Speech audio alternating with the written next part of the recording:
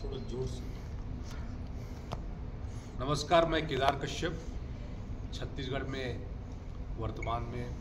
Cabinet मंत्री का दर्जा है और कल जो यहाँ पर आयुष का एक्सपो होगा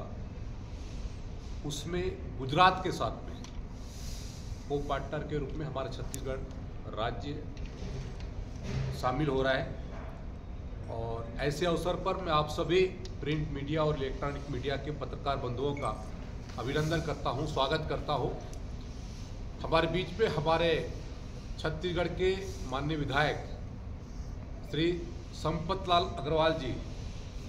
हमारे जो पादप बोर्ड के वनौषधि पादप बोर्ड के मेडिसिनल प्लांट के चेयरमैन छत्तीसगढ़ भाई विकास मरकाम जी भी उपस्थित हैं। हमारे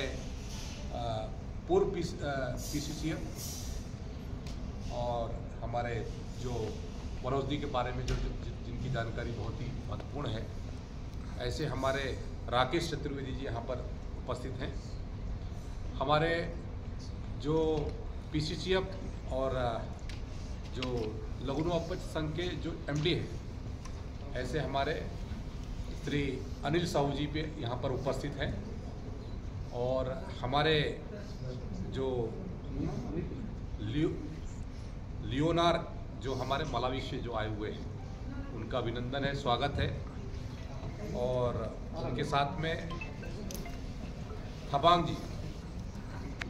जो किंगडम ऑफ लिसोतो के हैं, उनका भी अभिनंदन है, स्वागत है। और विशेष तौर पे हमारे डॉक्टर हंसमुख जी जो यहाँ पर उपस्थित हैं और हमारे चिंतन भट्ट जी भी यहाँ पर उपस्थित हैं। और मैं समस्त यहाँ पर जो प्रिंट मीडिया और इलेक्ट्रॉनिक मीडिया के पत्रकार बंधु हैं, उनका अभिनंदन करते, स्वागत करते हुए मैं कहना चाहूँगा कि छत्तीसगढ़ जो आज हमारे देश का, यदि हम बात करें, बड़े जो राज्य जो अलग अलग वनौषधि के क्षेत्र में जो अपना एक अलग स्थान रखता है, छत्तीसगढ़ राज्य जो रॉ मटेरियल के दृष्टि से, वनौषधि के दृष्टि से उत्तराखंड के और छत्तीसगढ़ जो देश भर में सबसे बड़े कहते हैं वनौषधि के क्षेत्र में अपना नाम जिसका है, और पूरे देश में जो हमारे WHO ने जिसको वो किया है, लगभग दुनिया की 80% जो आबादी है वो लगभग 4.3 मिलियन जो लोग हैं, वो प्राथमिक स्वास्थ्य हेतु देखभाल के लिए जो है परंपरागत तरीके से और वनौषधि पर जो उस चिकित्सा प्रणाली पर विश्वास रखते हैं। और पूरे देश में यदि हम बात करें तो लगभग 7,800 आयुर्वेदिक उद्योग स्थापित हैं। और हमारा उन आयुर्वेदिक उद्योग के माध्यम से अलग अलग स्थानों से जो हमारे वनौषधियाँ हमको जो मिलता है, उन वनौषधियों का स्थानीय स्तर से उसका संरक्षण भी किया जाए, उसको संवर्धन भी किया जाए, संग्रहण किए करके उसको किस तरीके से प्रोसेसिंग करते हुए उसको विपणन के दृष्टि से तैयार किया जाए, इसको लेकर के लगातार हमारी चर्चा होती है, ताकि हमारे जो लोग वनौषधि का उत्पादन करते हैं उनका आय भी में भी वृद्धि हो। देश के यशस्वी प्रधानमंत्री माननीय नरेंद्र मोदी जी ने जो आयुष मंत्रालय का गठन किया, उसके तहत में हमारे जो वनौषधि को प्रमोट करने की दृष्टि से लगातार केंद्र सरकार काम कर रही है। मैं बताना चाहूँगा, मैं जिस क्षेत्र से आता हूँ, बिलोंग करता हूँ, वहाँ के हमारे जो वनौषधि पर बड़ा रिसर्च है जिनका, और जिनको अभी अभी रिसेंटली पद्मश्री से नवाजा गया है, ऐसे हेमचंद मांझी जी, ऐसे हमारे बहुत सारे हमारे बंधु हैं जो वनौषधि पर अपना उनका जीवन चलता है। और हमारा यदि हम बात करें, लगभग पूरी दुनिया का लगभग 11% हमारा जो वनौषधि है वो अपना भारत उसका कहते हैं निर्यात करता है। और हमारे यहाँ पर यदि हम बात करें तो लगभग 3,900 प्रकार के जो वह है प्रजाति है, उनको लेकर के लगातार हमारे यहाँ पर काम चल रहा है पूरे देश में। और लगभग हमारे यहाँ पर छत्तीसगढ़ की हम बात करें तो 3,000 प्रकार से अधिक प्रकार के हमारे वनौषधियाँ पाई जाती है। 200 जो रेगुलर हम लोग करते हैं, उपयोग करते हैं अलग अलग उसमें, जिसमें है हर्रा, बेहड़ा, त्रिफला के रूप में जिसको हम लोग उपयोग करते हैं, आंवला है और अश्वगंधा है, सर्पगंधा है, गिलोय है। ऐसे अनेकों प्रकार की जो हमारे औषधियाँ हैं उनको लेकर के लगातार हम संरक्षण की दृष्टि से और उसको संवर्धन की दृष्टि से लगातार हम लोग काम करते हैं, और आवश्यकता के आधार पर उसका हम पूर्ति भी करते हैं। तो मेरा ये कहना है कि हम लोग का जो उद्देश्य है, ये उद्देश्य हमारे ऐसे औषधि पौधों का हम ज़्यादा से ज़्यादा संरक्षण करें, और जो उद्देश्य के साथ में आयुष विभाग का गठन हुआ है उसको हम सही तरीके से यदि हम अपने जनजीवन में अपनाने की कोशिश करेंगे तो हमको अनेकों प्रकार की बीमारियों से तात्कालिक रूप से हमको मुक्ति भी मिल सकती है। और आज की जो भागम भाग के इस आधुनिक युग में, जहाँ पर हम लोगों ने बहुत सारे ऐसी परंपरागत चीज़ों को हम लोगों ने त्याग दिया है, उसके कारण से हमारा जो जनजीवन अस्त व्यस्त होने के कारण से जो अलग अलग प्रकार के हमको हमारे शरीर में जो विकार उत्पन्न होते हैं, उन विकार से हमको मुक्ति दिलाने की दृष्टि से ये लगातार कारगर है। और जैसा कि हमारे देश के यशस्वी प्रधानमंत्री जी लगातार इस बात को विशेष तौर पे ध्यान प्रमोट करते हैं कि हमारे यहाँ पर हम जो परंपरागत तरीके से हम लोग जो खेती करते हैं, प्राकृतिक खेती करते हैं या हम लोग जैविक खेती करते हैं, उसमें किस तरीके से हम रासायनिक खाद का उपयोग न करें ताकि हमारा जो सेहत है, हमारा जो स्वास्थ्य है वो बेहतर हो सके। इसके दृष्टि से उनका जो लगातार मैं उनके हम संबोधन को सुनते हैं, प्रदेश उसको देखते हैं, तो कहीं ना कहीं से इस बात को लेकर के सरकार की भी मंशा है, राज्य सरकार की भी मंशा है। और यहाँ पर हमारे जो छत्तीसगढ़ है लगभग इस पूरे उसमें भाग लेगा, और यहाँ पर अलग अलग दिनों पर अलग अलग उस पर चर्चाएँ भी होगी, और कैसे हम इसको आगे और विस्तार कर सकें इसकी दृष्टि से यहाँ पर कार्य योजना भी तैयार होगी। लगता है कि सर ये जो आयुष एक्सपो होने वाला है, और इस एक्सपो में जो वनस्पति हो रही है और जो कितनी आयुष के जो आयुष है वो कितनी वनस्पति है वो सेहत के लिए फ़ायदे कारक है, वो बताया जाएगा एक्सपो में। मेरी चर्चा हो रही थी, लगभग 50 से ज़्यादा यहाँ पर कंपनियों के माध्यम से उस आयुष में भाग लिया जाएगा जो उस पे है, और उसके अलावा प्राइवेट सेक्टर से भी बहुत सारे लोग उसमें आएंगे, और अलग अलग उस प्रकार के उसमें आपको कल हम विशेष तौर पे जब इसका शुभारंभ किया जाएगा तो उसकी पूरी जानकारी आपको डिटेल में आपको उपलब्धि कराई जाएगी, ताकि हमारे यहाँ पर किन किन चीज़ों पर हमारा फोकस है राज्य सरकार का और हमारे देश के आयुष मंत्रालय का, और विशेष तौर पे क्योंकि हमारे यहाँ पर ये गुजरात जहाँ पर लगभग 40 इस हमारे क्या कहते हैं आयुर्वेदिक उसके वो हैं, और लगभग 25 से 30 हज़ार, लगभग 25 से 30 हज़ार हमारे जो आयुर्वेदिक डॉक्टर हैं, प्रैक्टिसर, और लगभग 65,000 आयुष चिकित्सक यहाँ पर। तो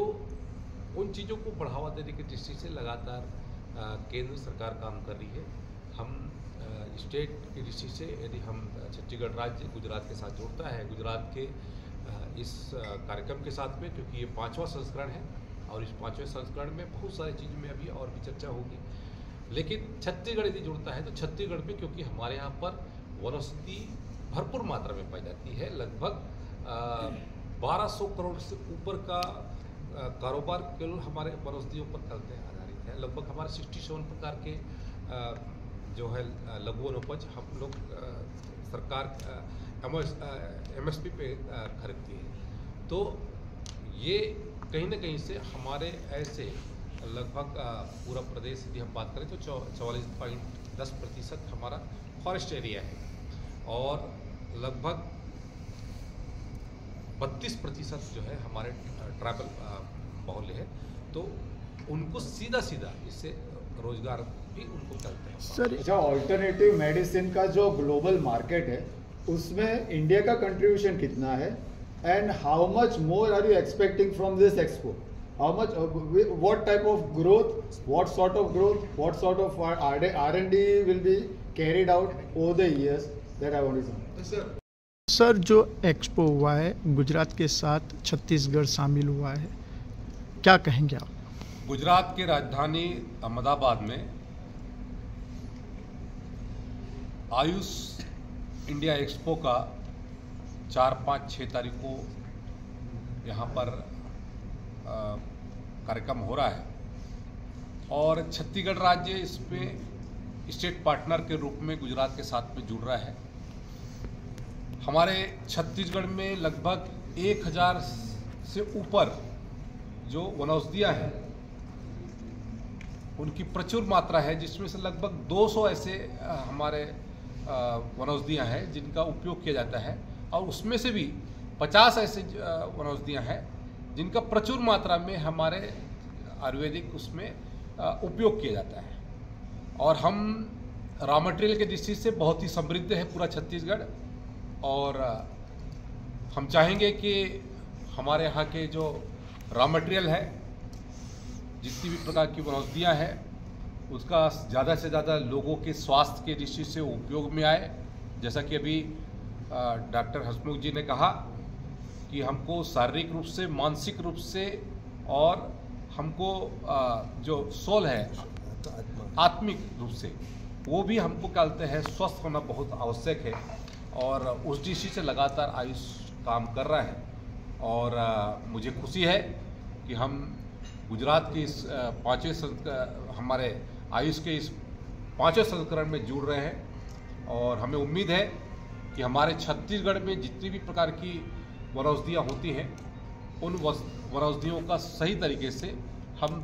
देश और दुनिया में हमारा वहाँ तक लोगों तक भी पहुँचे, ये हमारी कोशिश है। अच्छा, आयुर्वेदिक प्रोडक्ट में हमको अभी कौन सा रॉ मटेरियल इंपोर्ट करना पड़ता है? आपने अभी बताया कि हमको कुछ इंपोर्ट करना पड़ता है, वो कौन सा? जैसे 4, 5, 6 को आयुष इंडिया एक्सपो का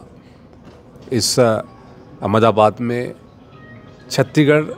राज्य जो पार्टनर के रूप में यहाँ पर आयोजित किया जा रहा है। ऐसे अवसर पर मैं आप सभी से आग्रह करता हूँ कि ज़्यादा से ज़्यादा लोग इस पूरे एक्सपो में आए, जुड़े। दुनिया को आज जो आवश्यकता है, लगभग 80% लोग आज आयुष पर अपना जीवन यापन करना चाहते हैं। किस तरीके से हमारा आयुर्वेदिक के क्षेत्र में हमारा देश एक समृद्ध देश के रूप में स्थापित है। और आज हमारे अफ्रीका से भी हमारे बंधुगण आए हुए हैं और छत्तीसगढ़ क्योंकि 44% हमारा फॉरेस्ट एरिया है और लगभग 1000 प्रकार के वैरायटी वहाँ पर आयुर्वेद की वहाँ पर पाई जाती है, वनौषधियाँ पाई जाती है और उसमें से भी 200 प्रकार के जो है वो बहुतायत में है। और जो हमको आयुर्वेद के उसमें जो रॉ मटेरियल की आवश्यकता होती है वो लगभग 50 ऐसे हमारे आयुर्वेद वहाँ पर उपलब्ध हैं, जिसमें हर्रा, भेड़ा, आंवला, अश्वगंधा, सर्पगंधा, ऐसे अनेकों प्रकार के। तो उनका बहुतायत होता है, लगभग 1200 करोड़ का वहाँ पर हमारे वनवासी क्षेत्र के रहने वाले लोग उसका व्यापार करते हैं। तो मैं चाहूँगा कि ज़्यादा यदि हमारे इस कंपनी आएंगी तो उसमें जुड़ करके हम उनको रॉ मटेरियल देने के लिए हमारे छत्तीसगढ़ तैयार है। प्रधानमंत्री जी की कौन सी मुहिम है आयुष मंत्रालय को लेकर जिसको आप ये बढ़ावा देने के लिए आप काम कर रहे हैं? देखिए, हम अपने देश के यशस्वी प्रधानमंत्री माननीय नरेंद्र मोदी जी को धन्यवाद ज्ञापित करते हैं, जिन्होंने आयुष विभाग का गठन किया और जो आज हम सबकी आवश्यकता है। और आयुर्वेदिक दवा से साइड इफ़ेक्ट नहीं है, अन्य दवाओं में साइड इफ़ेक्ट की बहुतायत होती है, लेकिन आज हमारा जो जीवन है वो यदि हम शारीरिक रूप से स्वस्थ हैं तो वो स्वस्थ नहीं, बल्कि हमको शारीरिक रूप से, मानसिक रूप से और जो हमारा आत्मिक रूप से यदि हमारा बॉडी अच्छा होता है तब जा कर के हम एक अच्छा परफॉर्म कर पाते हैं। और आने वाले समय में हमारा ये देश विश्व गुरु की ओर बढ़ेगा, तो कहीं ना कहीं से आज दुनिया को जो आवश्यकता है उसके दृष्टि से हमारा ये देश उसकी पूर्ति कर सकता है। और कहा गया है, पुराण में भी कहा गया है कि आयुर्वेद वनस्पति जो होती है उसका महत्व, उसकी दवाई लेनी चाहिए। आप क्या आह्वान करते हैं जन जागरण के लिए? देखिए, मैं उसमें उन सभी लोगों से निवेदन करता हूँ, आग्रह करता हूँ कि हम ज़्यादा से ज़्यादा जो आयुष इंडिया एक्सपो का यहाँ पर आयोजन किया जा रहा है, इसका उद्देश्य यही है कि हम अपने जीवन में इसको जो हमारे प्राचीन परंपरा है और जो परंपरागत तरीके से हमारे लोग जिसका उपयोग करते हैं, जो अत्यंत समृद्ध रहा है, उस परंपरा को हमको नहीं भूलना चाहिए। और हमारा शरीर यदि इस दृष्टि से स्वस्थ होता है, देश के यशस्वी प्रधानमंत्री नरेंद्र मोदी जी लगातार जिस तरीके से योग को अंतर्राष्ट्रीय पटल पर स्थापित किया, उसी तरीके से हमारा ये जो आयुर्वेद है इसको भी हमको आने वाले समय में अंतर्राष्ट्रीय पटल पर स्थापित करना है। जैसे प्राचीन काल से आयुर्वेद का एक अपना महत्व रहा है, लेकिन आपने थोड़ी देर पहले बोला कि भागदौड़ की ज़िंदगी में शायद हम उससे दूरियां बना रहे हैं और लोग अभी एलोपैथ की तरफ ज़्यादा भाग रहे हैं। तो आयुर्वेद इस माध्यम से आप क्या कहना चाहते हैं? बिल्कुल, हम तत्काल रिजल्ट की ओर न जाएं।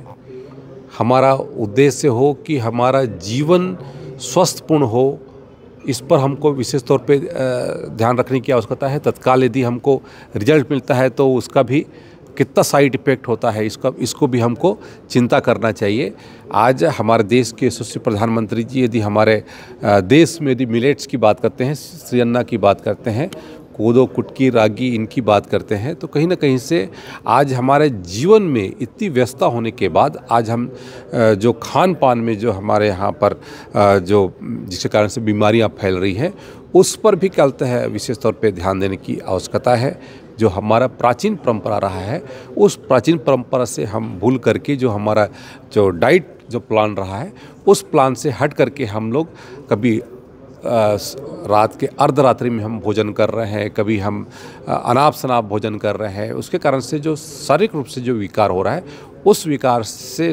छुटकारा दिलाने की दृष्टि से, मुक्ति दिलाने की दृष्टि से आयुर्वेद बहुत आवश्यक है। Okay, thank you.